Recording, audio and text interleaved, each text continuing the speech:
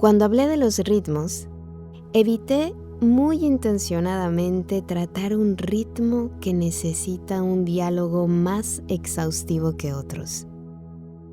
El ritmo del despertar y del dormir. A lo largo de varios años ha habido mucha investigación sobre el sueño y se han descubierto datos muy interesantes. Por ejemplo, se descubrió que cuando soñamos, nuestros ojos bajo los párpados cerrados se mueven de un lado para otro, pero se dejan de mover cuando estamos profundamente dormidos. A partir de esta observación, fue posible establecer que durante el sueño de una noche alternamos varias veces de los sueños al dormir profundo y del dormir profundo a los sueños. De modo que lo que llamamos sueño es una alternancia rítmica entre el dormir profundo y el soñar. Se descubrió que los impulsos eléctricos que oscilan continuamente en nuestro cerebro tienen un ritmo determinado cuando estamos despiertos, otro diferente cuando soñamos, otro más cuando estamos dormidos. Es todo muy interesante, pero con todo este estudio e investigación, hay una pregunta a la que no se ha dado respuesta. No se sabe todavía por qué dormimos. Podríais pensar que hay una respuesta muy simple. Dormimos porque estamos cansados. Pero cuando estamos cansados, digamos por ejemplo de un trabajo físico arduo, lo que necesitamos es descanso.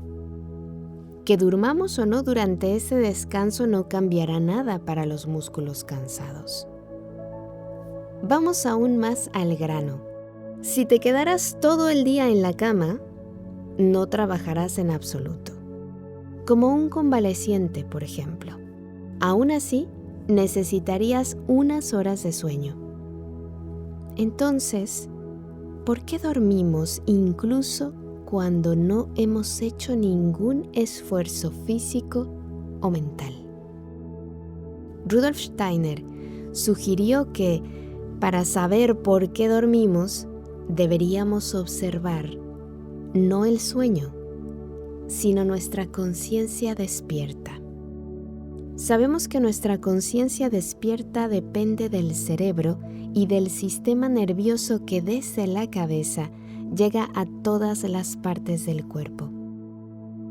Cualquier cosa que afecte al cerebro, drogas, alcohol o incluso un fuerte golpe en la cabeza, afecta también a nuestra conciencia. Pero ¿cuál es la naturaleza del cerebro y del sistema nervioso central? El cerebro y los nervios son la parte menos viva de todo el organismo. Las células del cerebro y de los nervios han perdido su capacidad de reproducción, a diferencia de los músculos, por ejemplo. Un hueso roto se curará.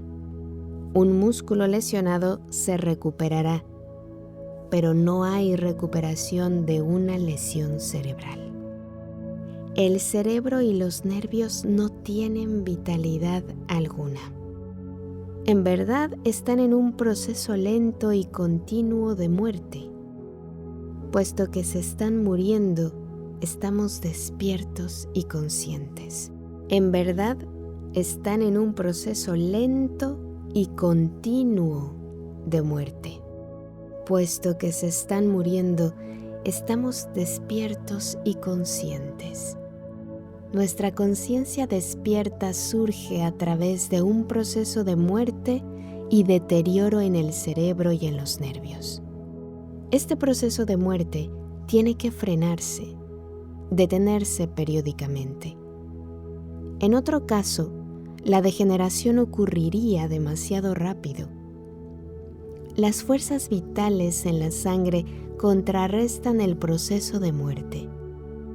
En cuanto comienza esta revitalización, nuestra conciencia se va, se apaga.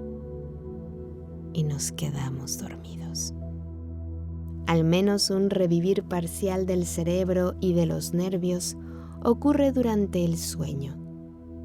Esto explica el efecto reparador de una buena noche de sueño.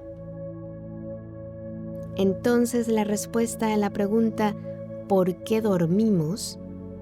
Es porque nuestra conciencia despierta está ligada a un proceso de muerte en el cerebro, y este deterioro necesita reparación constante y regular, lo que llamamos sueño. Todo esto nos permite ver que la muerte nos acompaña durante toda la vida. La muerte es nuestro compañero constante, porque la muerte es el despertador. Si no fuera por esta muerte y deterioro parcial en el cerebro y los nervios, solamente podríamos existir en un estado comatoso, dormidos, quizás soñando, pero nunca del todo despiertos. La muerte es el gran despertador, pero el sueño es el gran sanador. El sueño cura, por lo menos hasta cierto punto, el deterioro y la destrucción que nos causa el estar despiertos. De hecho, el sueño, como cada médico sabe, es una parte esencial de cualquier recuperación de enfermedad. Los antiguos griegos llamaban al sueño y a la muerte hermanos. Efectivamente lo son. Ambos hermanos trabajan en sentidos opuestos. La muerte es el despertador. El sueño es el sanador.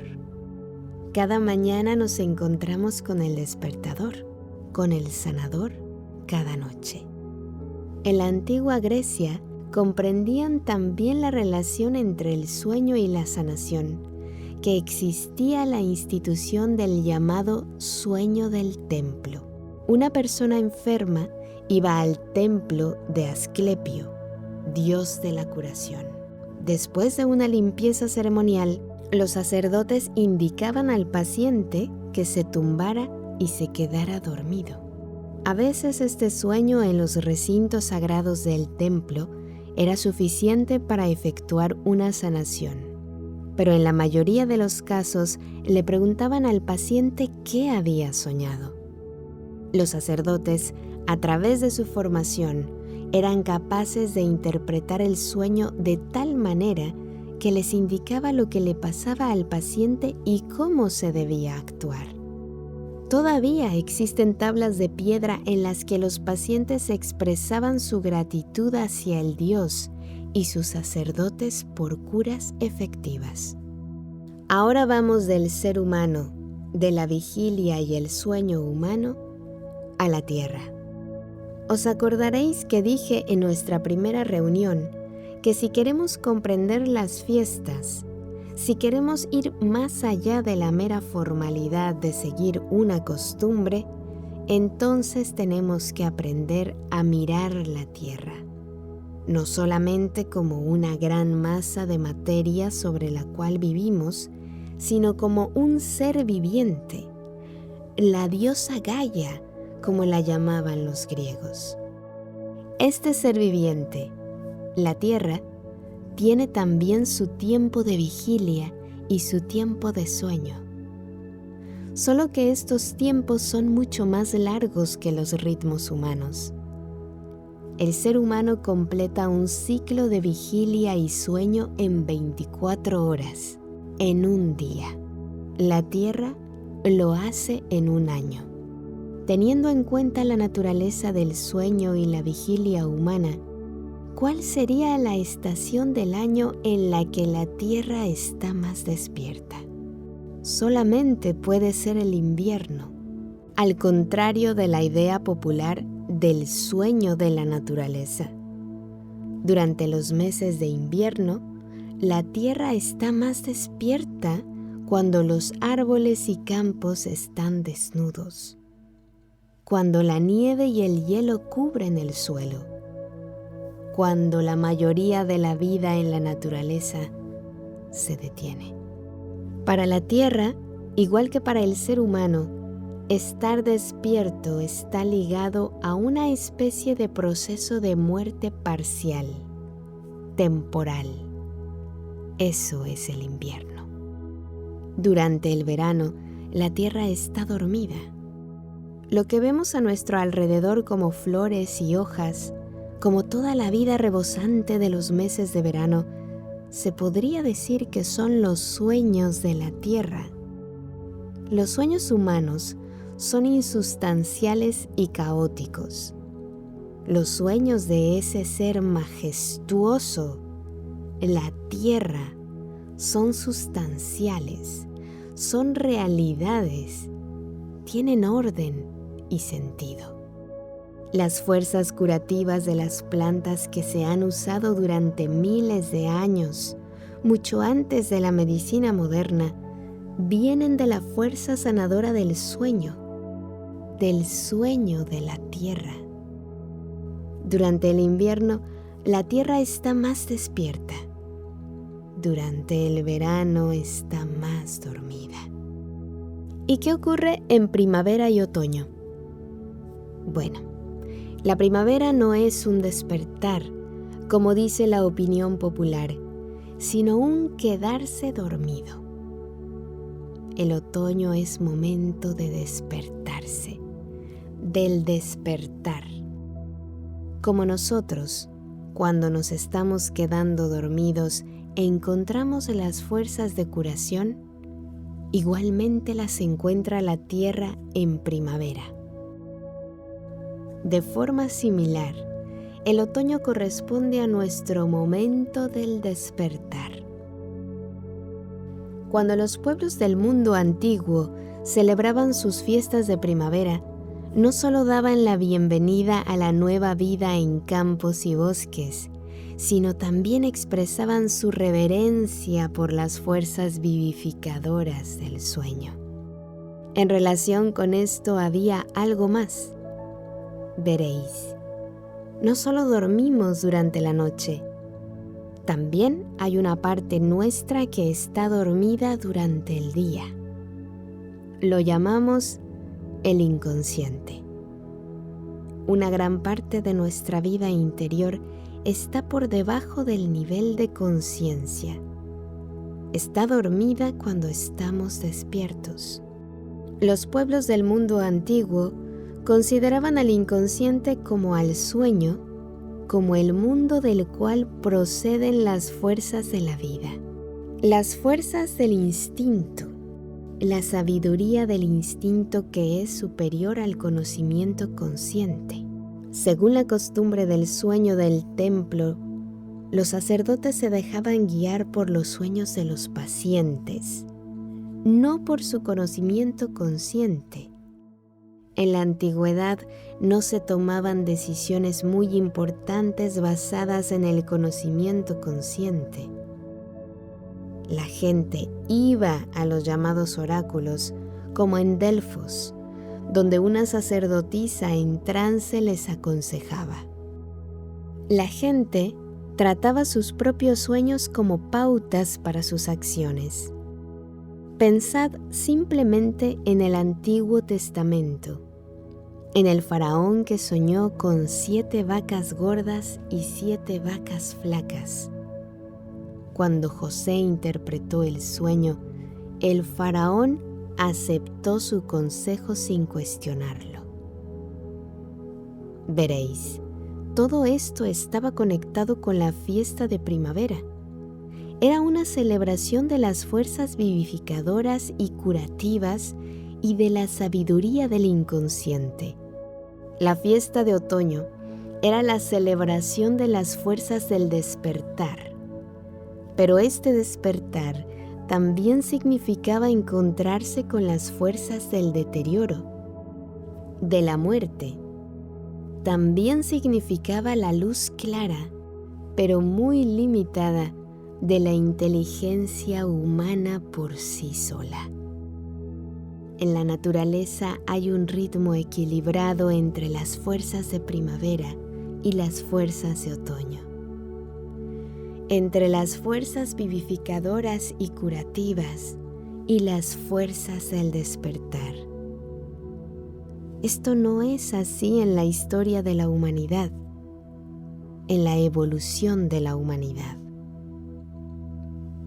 Cuanto más retrocedemos en el tiempo, más claro vemos que las almas humanas vivían una vida guiada por sus instintos. La mente consciente, la conciencia despierta, apenas se había desarrollado. Solo a lo largo de miles de años, de forma gradual, fueron creciendo las facultades conscientes del alma. En la época de la antigua Grecia, esta evolución había llegado a cierto equilibrio entre la guía instintiva y la mente consciente. Por eso los griegos tenían por un lado costumbres como la curación de la enfermedad a través del sueño del templo y de la consulta al oráculo. Por otro lado, tenían a los grandes filósofos como Aristóteles con claridad en el pensar. En la historia de la humanidad, la época de la antigua Grecia representa un equilibrio entre las fuerzas conscientes e inconscientes del alma. Desde entonces, el péndulo ha oscilado hacia el lado opuesto. Nuestros instintos se han vuelto débiles y bastante poco fiables. Nuestros sueños no nos pueden orientar. Cualquier conocimiento que tenemos lo adquirimos con la mente consciente, despierta. Sin embargo, nuestra conciencia despierta, como hemos visto, está ligada al proceso de muerte en nuestro organismo. Como resultado, esta conciencia despierta tiene afinidad con la muerte y solamente puede comprender lo que está muerto. Muerto como un mineral, muerto como una piedra, muerto como una máquina. Por eso tenemos una ciencia médica que trata al cuerpo humano como si fuese una máquina. Esta es la razón por la que tenemos una astronomía que ve el universo como una enorme máquina, o ciencias sociales que tratan el orden social como si fuese un mecanismo. Nuestros gobiernos no tienen sueños proféticos como los faraones de Egipto. Son mecánicos entreteniéndose con algo que creen que es una máquina, pero no lo es. Este rumbo en la evolución de la humanidad, de los instintos ensoñados a la conciencia despierta, ligada a la muerte que solo puede captar procesos mecánicos, esta evolución no es casualidad, es una necesidad. Como el invierno es una necesidad para las estaciones, como la muerte es una necesidad para la vida sobre la tierra. Aún así, las fuerzas que crearon el universo, la tierra y el ser humano, y han diseñado el camino de la evolución de la humanidad, han traído también a esta evolución la fuerza que puede vencer el elemento de muerte en la conciencia humana. Es la fuerza de Cristo. Cristo es a la vez el sanador y el despertador. A través de su muerte y resurrección, ha hecho posible encontrar en la conciencia despierta fuerzas curativas, fuerzas vivificadoras. Si dejamos que el pensar de Cristo entre en nuestro pensamiento, en nuestro pensar consciente, este pensar traerá vida a la conciencia despierta. El evento de Cristo también ha transformado y cambiado el otro aspecto, el mundo de los instintos.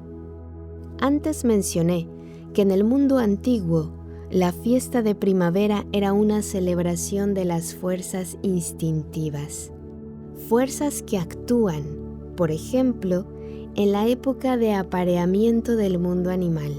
Algunas de las fiestas de primavera de antaño eran celebraciones de las fuerzas de reproducción, del sexo, del amor físico.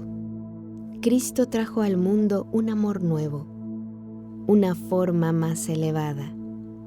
El amor de los seres humanos, el uno por el otro, independientemente de género o raza o cualquier otra diferenciación. Como sanador, Cristo trajo vida a la esfera muerta de la conciencia. Como despertador, despertó en el mundo de los instintos el espíritu de la fraternidad humana. Esta doble acción de Cristo se expresa en el momento de la fiesta cristiana de la Pascua. La Pascua es una fiesta móvil. La norma es que el domingo de Pascua sea el primer domingo después de la luna llena del equinoccio de primavera. El sol, la luz del día, representa la conciencia despierta. La luna, la luz de la noche, representa el mundo de los instintos inconscientes. El equinoccio de primavera, el 21 de marzo, cuando el día y la noche duran lo mismo, es una fase en el ritmo del sol. La luna llena es una fase en el ritmo de la luna. El domingo es el día de la semana en el que tuvo lugar la resurrección de Cristo. De esta manera está ligada la resurrección a los símbolos cósmicos del día y de la noche, de la conciencia y de los instintos, del sol y de la luna. Quizás uno se podría preguntar por qué hay tan poco espíritu cristiano en el mundo si ya tuvo lugar un acto tan maravilloso. La razón es que Cristo no es un dictador imponiendo su voluntad. Los regalos que ofrece solo se pueden aceptar o rechazar en libertad. Los seres humanos son libres de rechazar o ignorar lo que Cristo trajo a la tierra. Tienen incluso la libertad de hacer mal uso del nombre de Cristo para todo tipo de disparates. El verdadero espíritu de la Pascua siempre estará ahí cuando lo busquemos con humildad y sinceridad. El espíritu de quien cura y despierta.